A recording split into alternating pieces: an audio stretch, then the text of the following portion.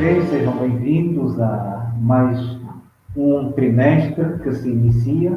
Estamos no ano de 2021 e, para já, gostaríamos de agradecer a vossa companhia, de terem estado conosco durante o ano de 2020, um ano marcante para cada um de nós, com muitas vitórias, muitas lutas e, acima de tudo, muita superação também. E hoje nós estamos a começar o trimestre com o tema do livro de Isaías e a lição traz-nos uma mensagem muito forte, que é uma crise de identidade. Normalmente nós sabemos que a identidade é algo que nos identifica com algo ou com alguém. E como cristãos, nós temos uma identidade terrena, mas, sobretudo, uma identidade celestial.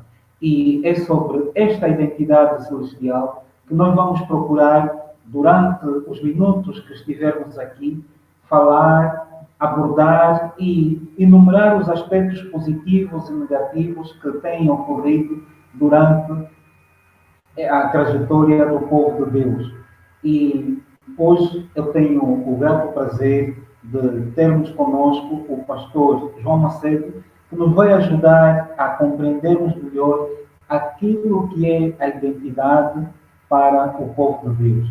É uma crise, ou seja, há uma crise e há toda a necessidade de nós compreendermos por que a crise chegou, não é? Será que foi por falta de aviso? Será que Deus avisou e o povo pura e simplesmente desobedeceu, esqueceu-se de tudo aquilo que eram as suas orientações? E eu, antes de passar a palavra ao pastor, diria que, tal como os judeus no passado, nós hoje também vivemos uma crise de identidade. Muitas vezes não nos identificamos com o caráter puro e manso de Jesus, outras vezes não nos identificamos com o decálogo, outras vezes até com as doutrinas e a teologia da nossa própria igreja. Então, essas crises têm aparecido e talvez a pergunta que muitos devem estar a fazer, aqueles amigos e amigas que nos acompanham todas as semanas, então, se identificam uma crise como esta de identidade, qual é a solução? Qual é a solução que nós temos? A solução, para mim, eu defini numa frase, é voltarmos para Deus, que é o nosso Senhor. Então, eu peço o comentário do pastor em relação a esta lição, sobretudo nesta parte introdutória. Em primeiro lugar, queria dizer olá a todos que nos estão a ouvir. Sei que há muitos irmãos com os quais eu ainda não tive o prazer de privar e é bom poder estar convosco, mesmo que apenas de forma virtual. Realmente uma crise de identidade é o título desta primeira lição. Viramos a página, um ano novo, uma lição da Escola Sabatina nova também, um tema novo, e estamos neste momento no livro de Isaías, e focamos, esta semana focamos especialmente neste primeiro capítulo do livro de Isaías, não é? Que é um capítulo talvez até um pouco forte, como o irmão Cláudio Durão estava a dizer. Há aqui uma certa crise de identidade, não é? O povo de Israel, de repente, parece que se tinha perdido um pouco, que não sabia exatamente qual era a sua função.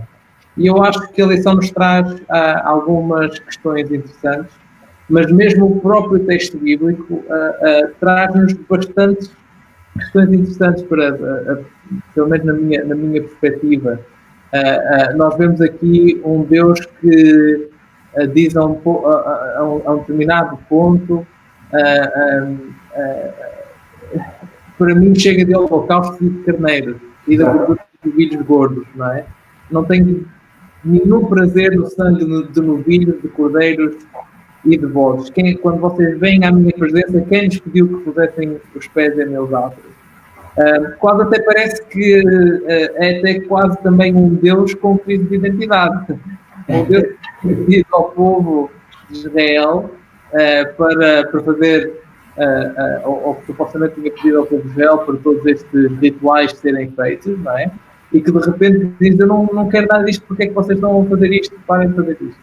Mas o problema não é, irmão Cláudio, o problema não está necessariamente do lado de Deus, mas sim do lado do povo de Israel. Aí é que estava. Exatamente. Pois, porque mesmo já na introdução, nós conseguimos perceber, não é, a analogia que o autor nos traz das vacas irlandesas, não é? Que mesmo sem terem a guia e a condução do pastor, elas sabem exatamente o lugar em que devem se dirigir. E falou também do menino que se estivesse numa loja e por alguns minutos ou por alguns momentos perdesse a vista da sua mãe, ele sabia exatamente quem é a sua mãe, mas transportando para o texto bíblico, o autor faz referência de que, ao contrário das vacas irlandesas, não é? E ainda mesmo o rapazito, os judeus esqueceram-se de que pertenciam ao Senhor, o seu Pai Celestial, acabando por perder a sua verdadeira identidade como povo da aliança. Então, é uma questão que nós deveríamos também ter em conta. E já no domingo nós falamos sobre ouvir os seus. Eu, nesta lição, tive como grande referência o que o autor nos traz aqui, dizendo que o tópico desta lição, não é, de domingo, também identifica o principal destinatário da mensagem de Isaías, como sendo o povo do seu próprio país, durante o tempo em que o autor viveu. E o profeta falou-lhes a respeito da sua própria condição e destino. Então, é uma lição que chama-nos a atenção naquilo que é a nossa forma e a nossa maneira de vivermos o cristianismo, porque muitas vezes, pelos anos e o tempo que nós temos de igreja, eu não sei se por alguma razão acabamos por entrar numa rotina tal que nos esquecemos dos momentos áureos da nossa entrega, da nossa relação mais profunda com Deus. E isso aconteceu também no passado. Oxalá não aconteça conosco nesse tempo. E eu acredito que o pastor deve ter comentários para esta lição de domingo, que chama-nos a atenção sobre ouvir os seus. Sim, claro. Nós estamos aqui a falar de uma situação. Eu creio que quando lemos o livro de Israel, o livro de Isaías, aquilo que nós temos é uma situação com o povo de Judá, não é? Em que eles tinham, digamos assim, aquilo que nós talvez hoje em dia chamaríamos de uma religião vazia, certo? É interessante talvez nós pensarmos, por exemplo, na analogia da Alemanha nazi. Se vocês conhecem eventualmente aqueles que poderão conhecer Dietrich Bonhoeffer, que foi um teólogo alemão que viveu naquela altura, uma das questões que ele tinha no seu coração, que mais o desafiou ao longo de toda a sua vida, era como é que num país supostamente cristão, que era a Alemanha, aquilo que aconteceu com a subida ao poder do partido nazi pôde acontecer. Como é que um holocausto, como é que a morte de milhões de pessoas com uma indiferença total à vida, ao respeito pela vida humana, podia ter acontecido num país que era cristão? E eu, no fundo, creio que a resposta acaba por ser mais ou menos a mesma, porque nos esquecemos, ou neste caso os alemães se esqueceram daquilo que era realmente ser parte do povo de Deus. No caso do povo de Israel, aquilo que acontecia, como nós estávamos a falar há pouco, era uma certa religião vazia. Os rituais estavam lá todos. A suposta pureza religiosa estava lá. Tudo aquilo que eles faziam era de acordo com a lei, mas havia um outro lado da questão. Havia um problema que era os oprimidos dentro do povo de Israel, aqueles que não tinham oportunidades dentro do povo de Israel. E eu acho que nós hoje em dia, sobretudo no mundo em que nós enfrentamos claramente problemas sociais gravíssimos, em que vemos a ascensão de determinadas correntes de pensamento que tendem a pensar nas pessoas mais ou menos da mesma forma que talvez aqui o povo de Israel pensasse, como as pessoas que não têm necessariamente muito valor, aqueles que se calhar não fazem, que não estão na alta sociedade, podem ser oprimidos, não vamos cuidar dos pobres, o que importa é nós focarmos na religião. E eu acho que nós às vezes podemos cair nesse erro. Podemos cair no erro de achar que aquilo que importa apenas é a nossa religião, a nossa ligação com Deus, e que essa ligação com Deus não tem qualquer tradução na vida prática, não é? E isso, lá está, voltando um bocadinho atrás à questão da Alemanha nazi, era aquilo que Bonhoeffer definia como a graça. Eu peço desculpa, às vezes as palavras portuguesas ainda me faltam. A graça barata. É uma graça que é comprada apenas pelos rituais, mas que não tem tradução nenhuma na vida prática. Que não se traduz realmente em nós trazermos justiça, igualdade, valor às pessoas com quem interagimos no nosso dia. E esse creio que era o grande problema do povo de Israel na altura, ou pelo menos parece ser o problema no qual Isaías se foca, não só no seu livro, mas nos seus discursos, não é? Pois, porque era de facto um ritualismo corrupto, porque não tinha como objetivo primário ajudar aqueles que eram os mais necessitados. E a própria lição chama-nos a atenção de que os pecados que eles cometiam, ou as injustiças que cometiam contra essas pessoas, eram pecados contra Deus. Porque quando nós, numa posição de liderança ou não, numa posição de influência, nós desprezamos aquelas pessoas que são menos favorecidas, então nós estamos numa situação muito complicada perante o nosso Deus. E há aqui um parágrafo nesta lição que eu gostaria de destacar, que diz que as pessoas que ofereciam sacrifícios sem se arrependerem de atos de injustiça para com os outros membros da comunidade da aliança estavam a representar mentiras rituais. Por isso, os seus sacrifícios não eram só inválidos, mas também eram pecado. Então, é uma tremenda chamada de atenção para a nossa religiosidade, não é? Porque muitas vezes nós vivemos muito para dentro aquilo que são as nossas doutrinas, a nossa própria teologia, e não tem efeitos práticos na vida daquelas pessoas que estão à nossa volta. Então, é uma chamada de atenção. Obrigado por focar esse ponto. Eu acho que é importante nós muitas vezes, quando nós falamos sobre pecado, acaba por ser quase um chavão. Mas o que é isto do pecado? O que é realmente o pecado? O que é que isso significa, não é? Quando nós podemos tentar perceber qual é a definição de pecado, se calhar é mais fácil, é mais difícil chegar lá. É mais fácil usar a palavra, mas realmente compreendemos o que é pecado. E eu creio que uma das melhores definições de pecado que eu tenho na minha mente é o pecado é falhar o alvo. Há um objetivo, eu creio que é uma visão de pecado muito parecida com a visão grega no Novo Testamento. Há um objetivo, há um alvo, e nós falhamos o alvo, ficamos aquém do alvo.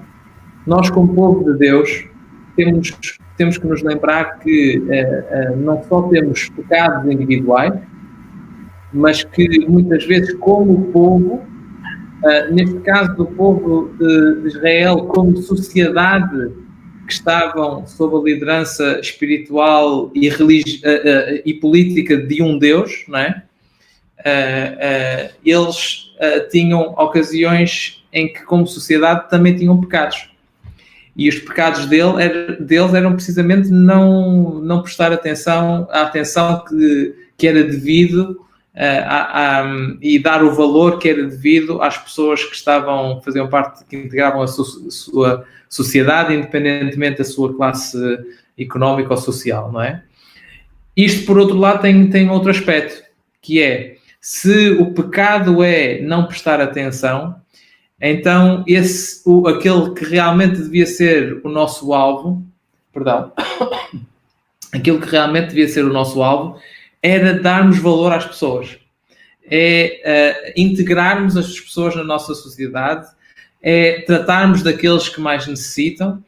Esse é realmente aquilo que devia ser o nosso objetivo como povo de Deus, como representantes do reino de Deus nesta terra.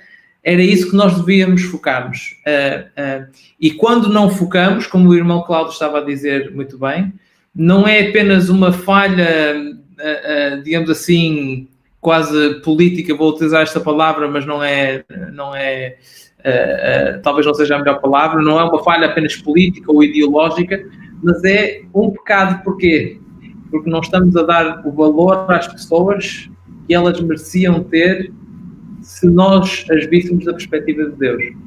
Ora, é isso que eu creio que a grande mensagem de Isaías, e não quero passar muito à frente, porque vamos ter 3 semanas para estudar o livro, mas eu creio que, no fundo, essa mensagem está no centro daquilo que o livro de Isaías tenta focar. Que a nossa religião tem que estar ligada não só à maneira como nós nos ligamos com Deus, mas à maneira como nós nos ligamos com o nosso próximo. É verdade. Então chegou o momento de termos aqui um pequeno intervalo e eu vou deixar então o pastor anunciar este momento especial. Sim, vamos ter aqui um pequeno momento musical. Vamos ter a nossa irmã Eunice Ferreira a cantar uma música intitulada Por Inteiro.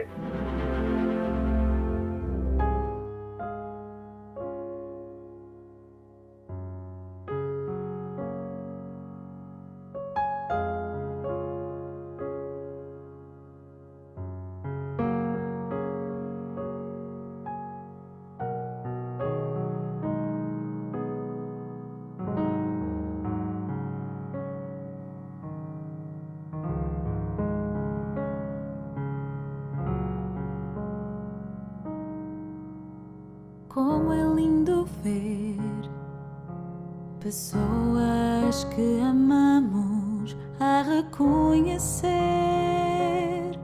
que viver para Cristo é muito mais do que vencer, é encontrar motivos para ser feliz. Como é lindo ver a salvação chegar e transformar alguém, mudando atitudes que vão mais além do que palavras. Tudo muda quando damos ao Senhor o que é dele. Nossa vida, nossa decisão de estar com Ele por inteiro, colorida. Nossa vida fica muito mais bonita quando está nas mãos de um grande Deus artista. É poesia, paz e alegria, pois estás nas mãos de quem te criou.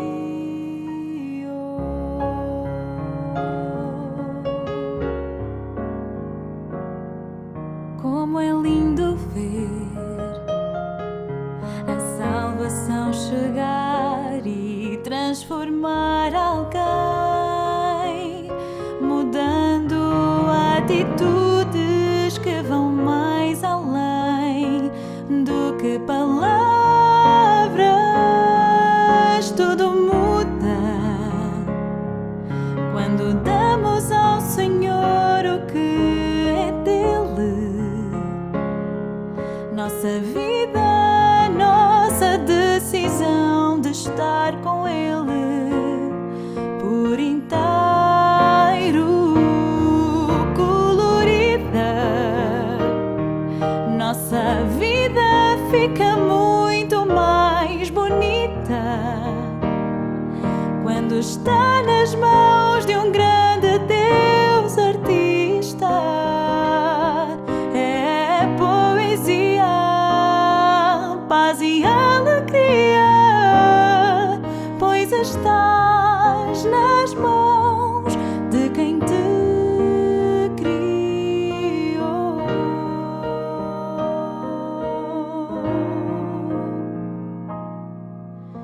Tudo muda quando damos ao Senhor o que é dele.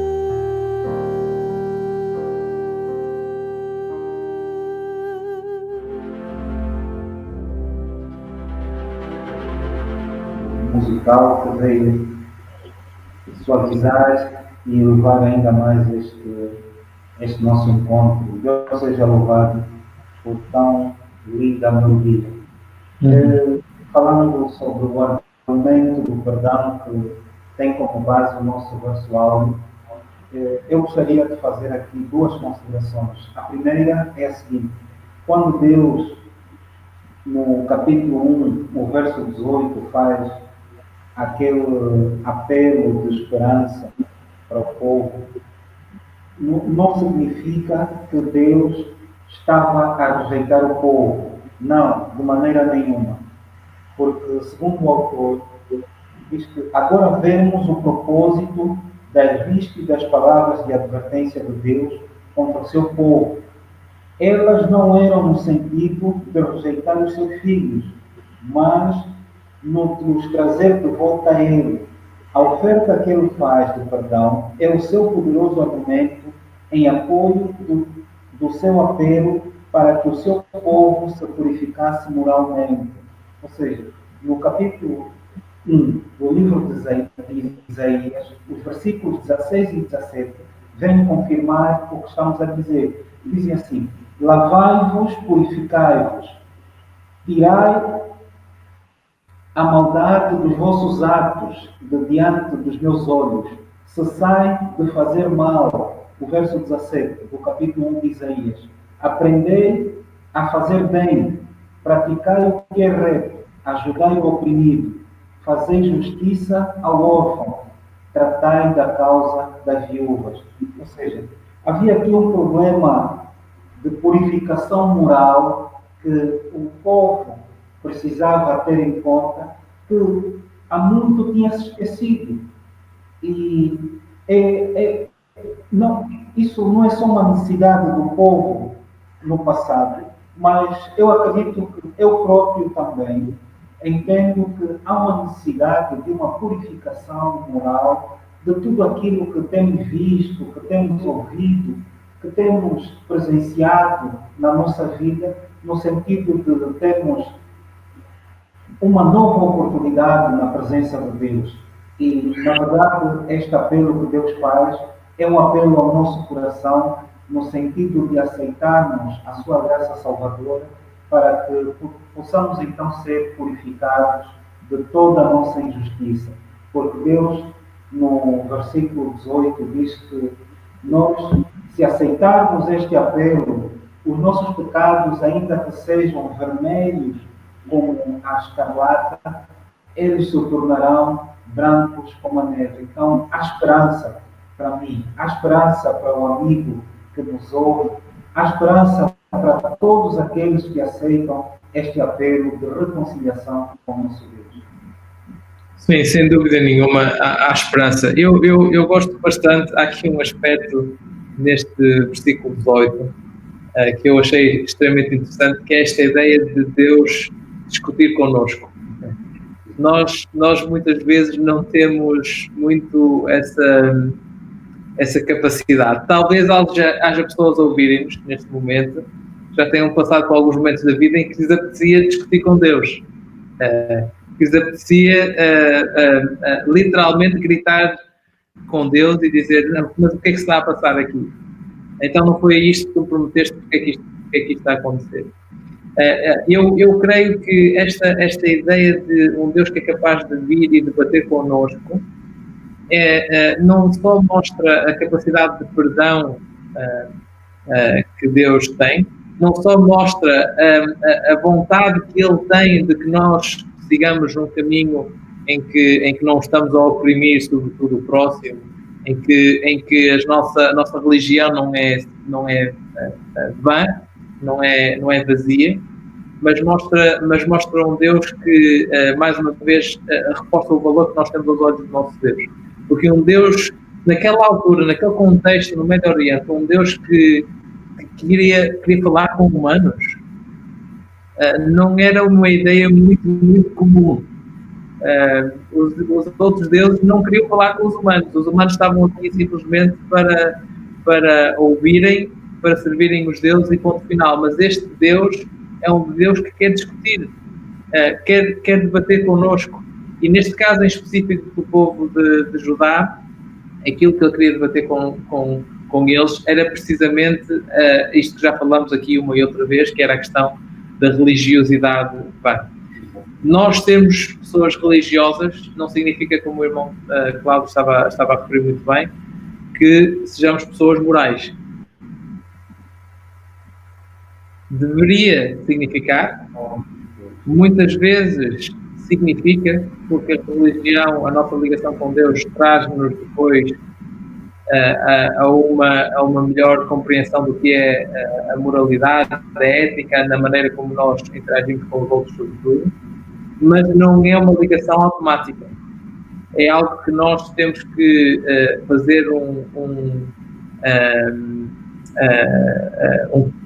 compromisso diário, no fundo, de dizer assim: não, eu como cristão, eu como amigo de Deus, eu como alguém que Deus valoriza tanto, que sente-se à vontade de vir discutir comigo, eu vou querer que as pessoas que estão à minha volta tenham o mesmo valor, que sejam vistas da mesma maneira. E se nós deixarmos que esse valor, neste caso não um valor financeiro, mas valor de princípio, não é?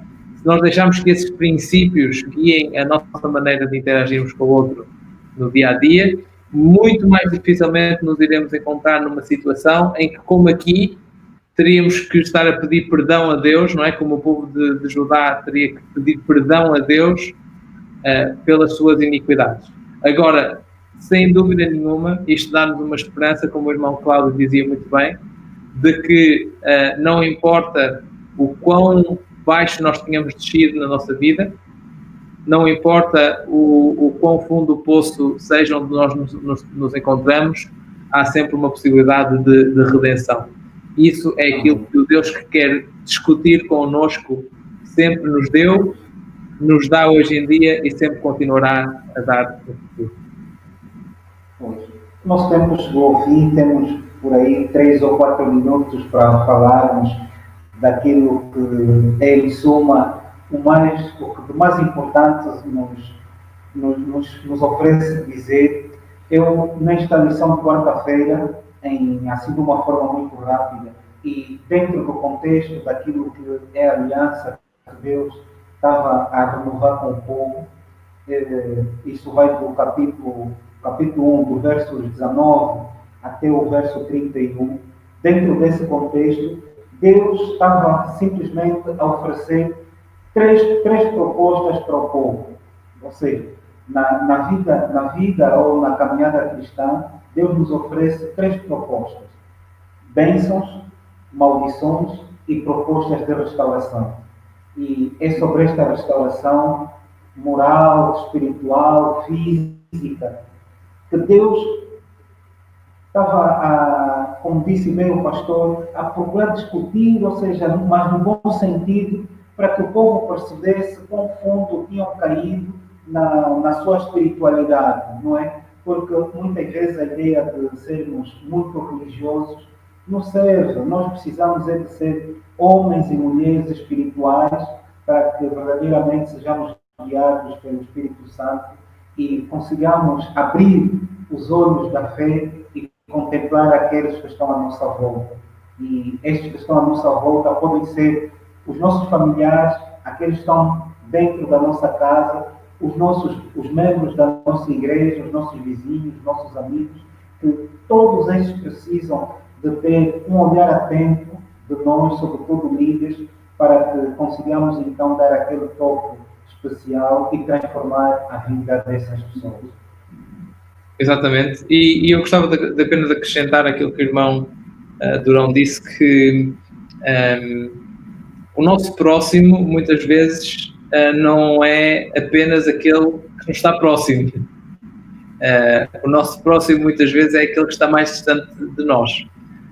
Na parábola do bom samaritano, não é? A história que nós conhecemos como a parábola do bom samaritano, no fundo, aquilo que Jesus tentou, creio eu, destacar naquela história, era que o próximo daquele homem judeu não foi nem o seu líder religioso, nem o legalista, portanto, nem o advogado do seu povo, mas que foi aquele que era mais diferente dele, supostamente mais diferente dele. Não é? E eu acho que isso é uma mensagem que nós temos que ter em mente à medida que vamos ler o livro de Isaías. Nós temos sempre que nos lembrar que o nosso próximo talvez seja aquele que está mais distante de nós. Não é à toa, aliás, que nós encontramos ao longo de todo este livro de Isaías textos que depois, mais tarde, no período do Novo Testamento, os escritores do Novo Testamento olharam para trás e disseram estes textos aplicam-se a Jesus. Estes textos eram profecias em relação a Jesus. E nós ainda aqui há pouco tempo celebramos o Natal, aqui há pouco mais de uma semana, e pudemos mais uma vez relembrar, talvez tenhamos tido a oportunidade de relembrar alguns desses textos, algumas dessas profecias messiânicas que nós encontramos em Isaías, e por isso, não querendo fazer aqui nenhum spoiler para o futuro, não é? Temos sempre que ter noção, ler Isaías no seu contexto. Nós não nos podemos esquecer dessa ligação que há entre a maneira como Isaías viu o mundo e a maneira como Jesus viu o mundo.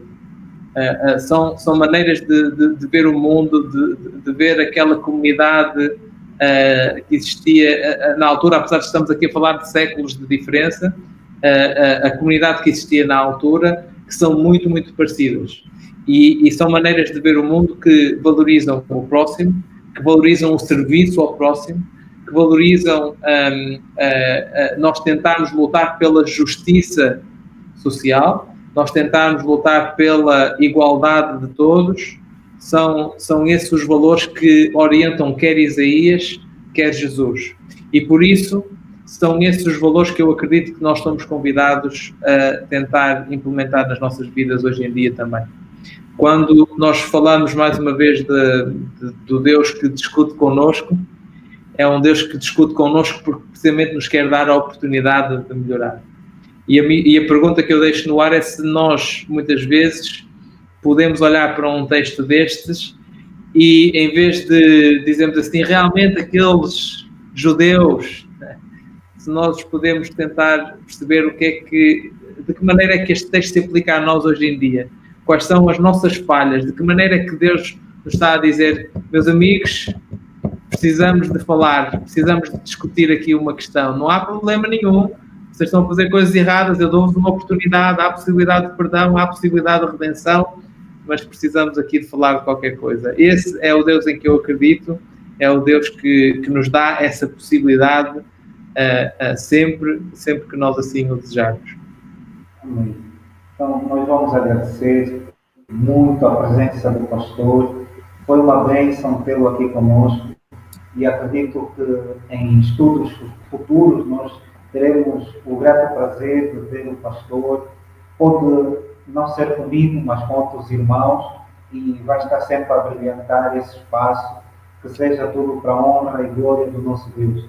E assim, nosso amigo, nossa amiga, queremos desejar um ano de 2021 cheio das mais ricas bênçãos do céu. Que Deus possa conduzir a sua vida, a sua família, os seus projetos, e que este novo ano signifique um novo começo, e de preferência um novo começo com Cristo.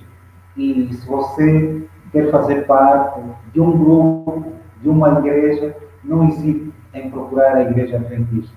É o nosso desejo sincero para este novo ano, que seja para nós uma oração e a vontade do nosso Deus. Obrigado a todos por nos ouvirem e desejo também um bom ano de 2021, que realmente possa ser melhor do que 2020, não que seja muito difícil ser melhor do que 2020. Mas,